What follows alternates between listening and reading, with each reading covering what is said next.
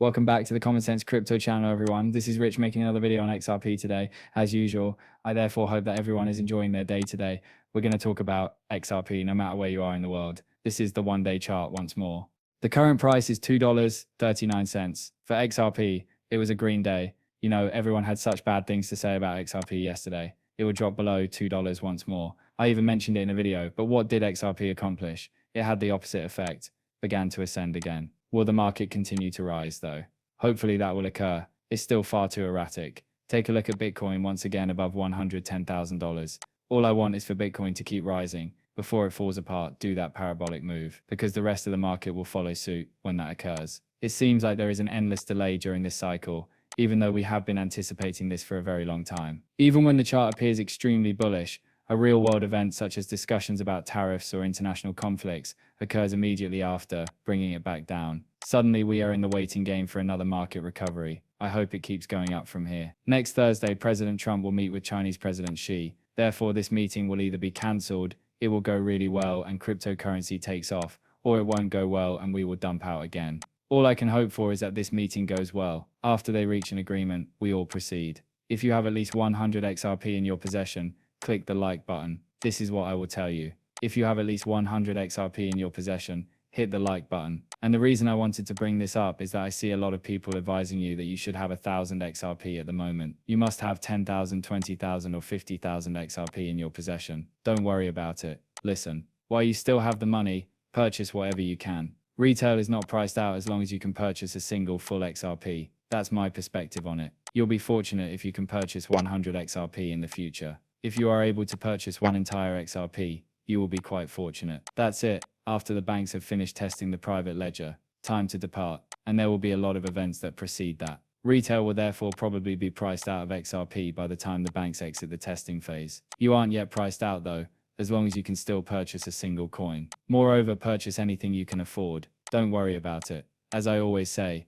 more is better. The entire amount sent to Evernorth was 261 million XRP. Larson's address and Ripple's address. Chris Larson's 50 million XRP has been moved to Evernorth, as you can see. Then you see the 211 million XRP transfer from Ripple. And the rationale behind their ambitious plans is that this project will be a strong one. You're still not bullish enough, according to the pundit, on XRP. This is where I want to draw attention. Stites added that the idea gains additional strength because the executive staff at Evernorth is packed with important Ripple names. He noted that David Schwartz, the CTO of Ripple, and Brad Garlinghouse, the CEO of Ripple, are acting as strategic consultants to Evernorth. Both are well-known names in the field of cryptocurrency and have played a key role in Ripple's initiatives to increase the use of blockchain in international payments. They are joined on the Evernorth board of directors by senior Ripple executives Stuart Alderotti and Ashish Birla. Because of its background, the business has solid ties to Ripple's current technology and network. This assignment is going to be quite challenging.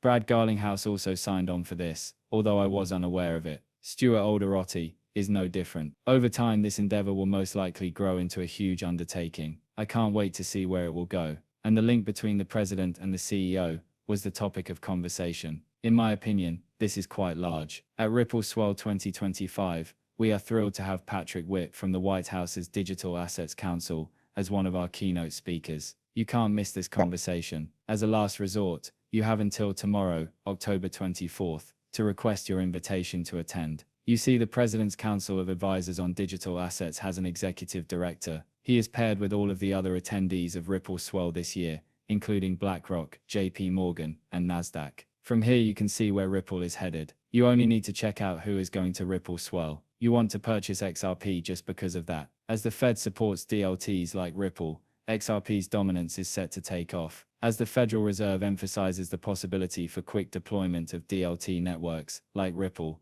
XRP is set to make a resurgence. This is the topic of conversation right now. We were discussing this back in 2019-2021. You know, it was just conjecture back then. Everyone would have laughed at Ripple's connection to the Fed. That will never occur. It's just conjecture. Additionally, Jerome Powell occasionally hinted about the Grateful Dead. People would immediately connect that to Ripple. However, as 2025 approaches, the rumors are coming to an end. Everything appears to be fitting together flawlessly. And this is only the United States. You know, Ripple. However, you look outside of the US. Now, Ripple is a worldwide business. In every nation in the planet, they have rails. As XRP was intended to be, It will soon become the bridge currency of the globe. XRP Fodder claims that $21 teleport is a dream following this significant development. You see, the Fed is also involved in this. Bitcoin BitLord apologizes for the XRP FUD, saying that he is now gradually putting the pieces together. It's a dream about the $21 teleport, and I concur with that. I believe you combine this with the banks finishing the private ledger testing phase, the arrival of eClarity in the US, the potential for Ripple to undertake an initial public offering, IPO, the following year,